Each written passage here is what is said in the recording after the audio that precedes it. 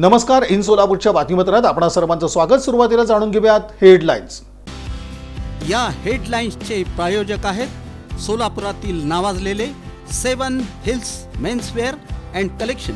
आता best quality आणि perfect fitting फक्त 7 हिल्स मध्येच। पाणी पुरवठ्यासाठी 850 कोटींची योजना आणि सोलापुरात आयटी पार्कची उभारणी। मुख्यमंत्री देवेंद्र फडणवीस यांनी दिली मान्यता। शहर उत्तरकडे पाहून कोणी कुरघोड्या करण्याचा प्रयत्न करेल तर त्याला त्याच पद्धतीने उत्तर देऊ, आमदार विजयकुमार देशमुख यांनी दिली समज।